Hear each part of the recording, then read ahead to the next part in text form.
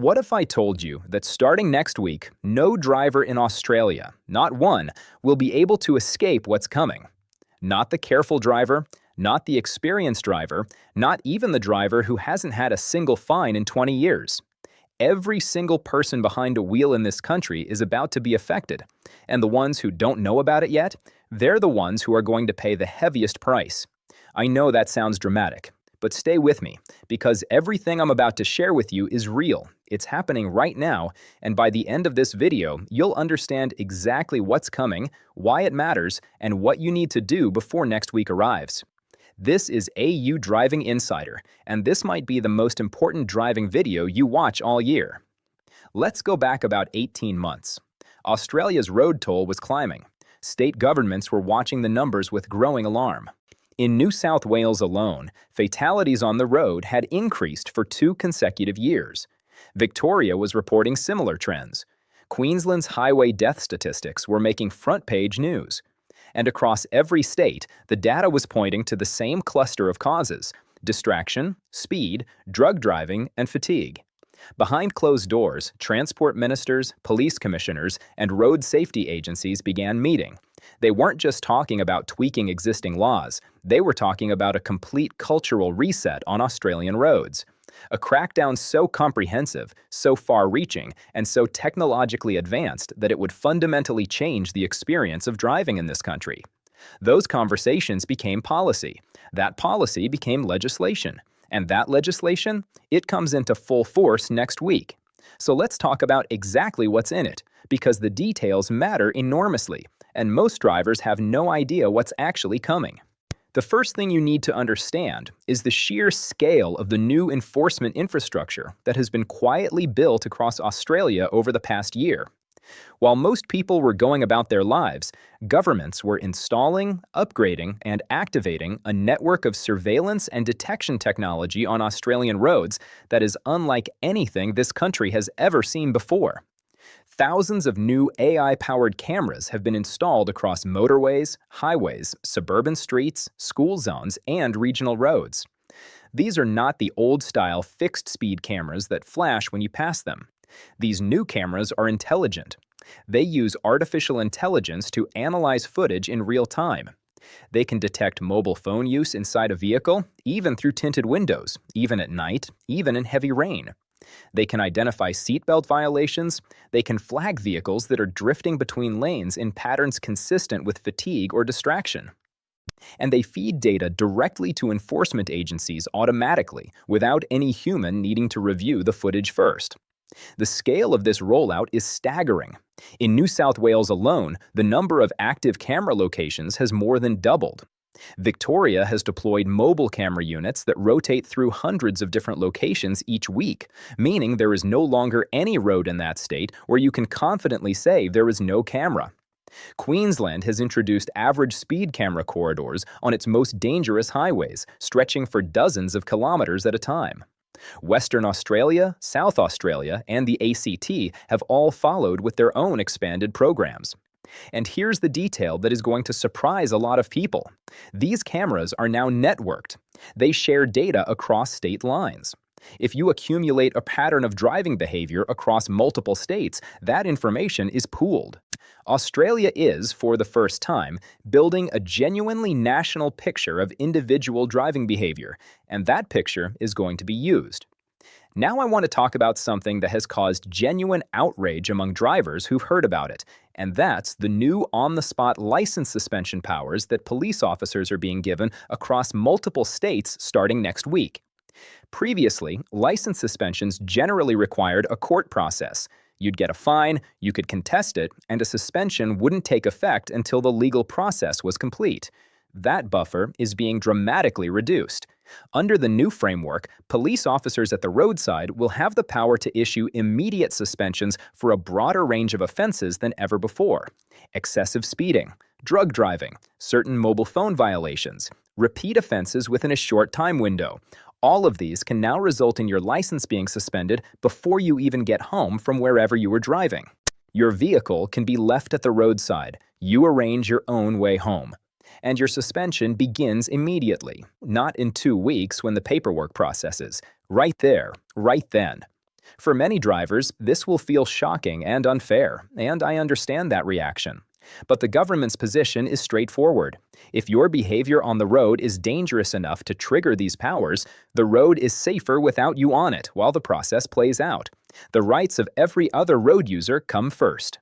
Keep watching, because what I'm about to tell you about drug driving enforcement is something that very few people are talking about, and it may be the most important part of this entire video.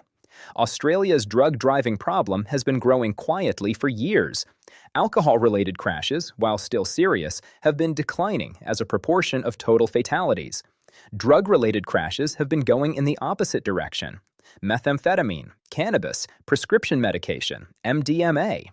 These substances are now present in a significant percentage of serious accident investigations, and the government has decided that the existing enforcement model simply isn't working. What's changing is this: mobile drug testing is being massively scaled up.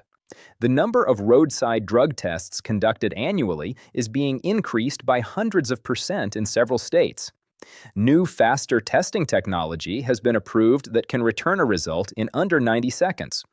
And the locations where testing occurs have been dramatically expanded. It's no longer just highways and known party routes. Testing is now happening outside shopping centers, near hospitals, in suburban neighborhoods, on school drop-off routes. But the change that is going to affect the most people, including people who consider themselves responsible, is the expansion of what substances are being tested for. The new panels include a broader range of prescription medications.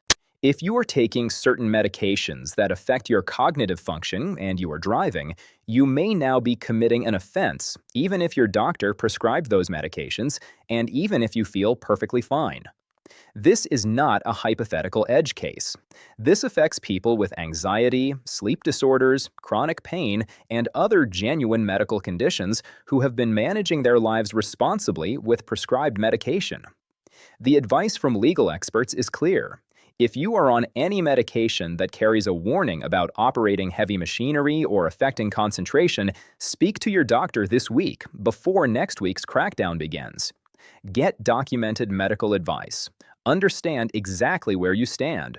Because the law will not automatically make exceptions, and discovering this the hard way at a roadside testing station is not a situation you want to be in.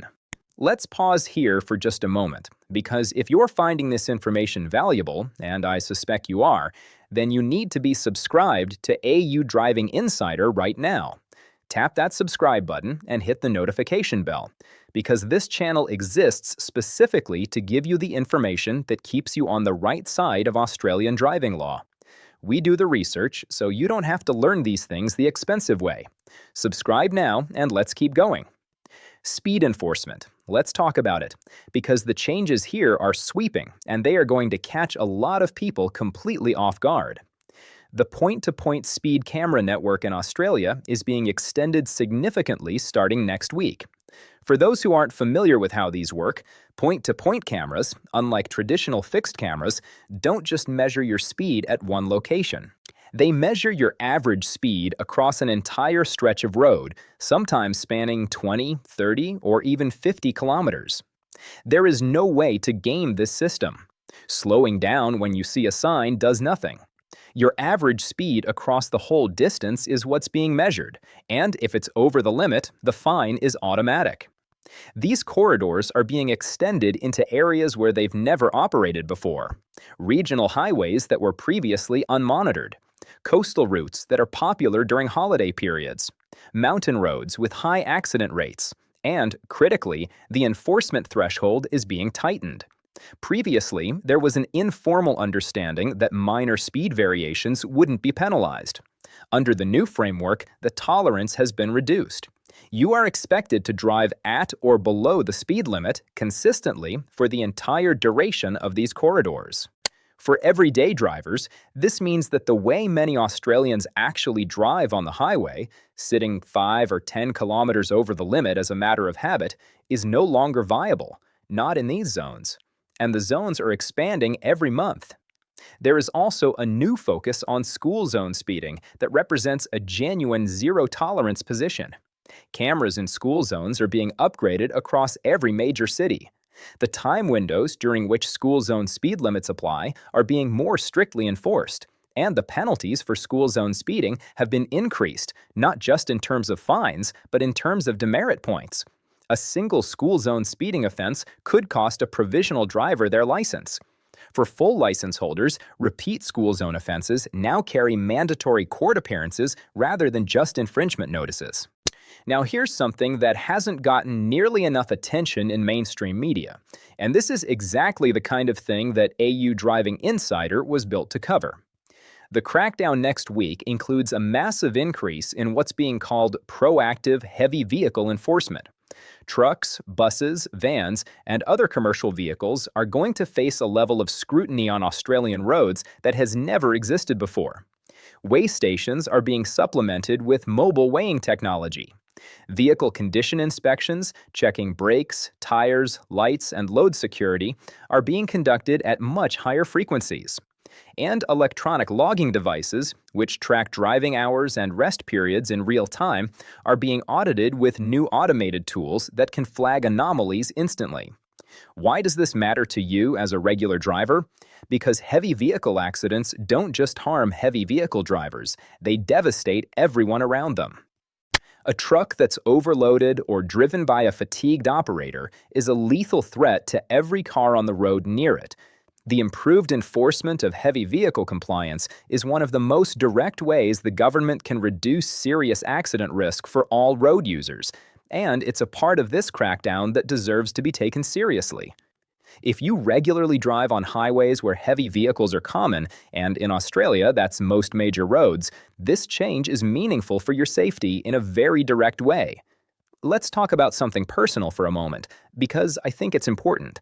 A lot of drivers are going to react to this crackdown with frustration, with the sense that the government is just revenue raising, with the feeling that this is an overreach, that they're being targeted, watched, treated like criminals when they've never hurt anyone.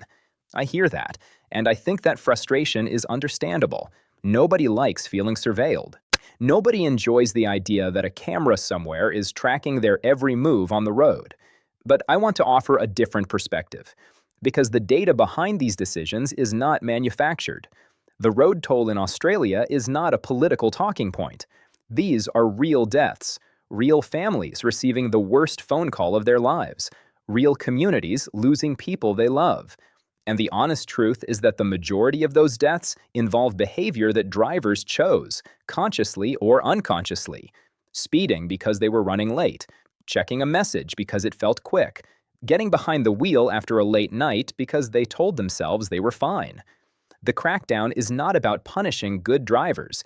It's about changing the behavior of drivers who are taking risks they don't fully appreciate. Risks that don't just endanger themselves, but everyone around them. That includes your family. That includes mine. So what do you actually do with all of this? Here is your practical action plan before next week. Check your demerit point balance today. Go to your state's transport authority website. Log in. Find out exactly where you stand. If you're closer to the limit than you realized, you need to know that now, not after another fine arrives. Audit your phone setup in the car. Make sure your phone is mounted properly if you use it for navigation. Enable Do Not Disturb while driving. If your setup is anything less than completely hands-free and fully compliant, fix it this week. Review your speed habits. If you've been driving with a casual 5-over attitude on the highway, understand that this approach is increasingly risky in a country that is rapidly expanding point-to-point enforcement. The safest approach is simply to set your cruise control at the limit and leave it there. If you take prescription medication, speak to your doctor or pharmacist before driving. Ask directly whether your medication could affect your ability to drive and whether it could trigger a positive result on a roadside drug test. Get that conversation on record. And if you drive commercially, whether you're a tradie with a van, a delivery driver, or a long-haul operator, make sure your vehicle compliance is in order. Check your tires, check your lights, check your load. Because the level of scrutiny on commercial vehicles starting next week is going to be higher than anything Australia has seen before. We are at a turning point in Australian driving culture, The era of relaxed enforcement, of cameras that were easy to spot and avoid, of laws that had more bark than bite, that era is ending. What's replacing it is a smarter, faster, more comprehensive system that is designed to change behavior at scale. The drivers who adapt will be fine. The drivers who stay informed, who watch channels like AU Driving Insider, who take the time to understand what's changing and why, they will navigate this new environment without drama. The drivers who don't, they're the ones who are going to be shocked. And unfortunately, by the time they're shocked, it'll already be too late. Thank you so much for watching this all the way through. Genuinely, it means everything to this channel.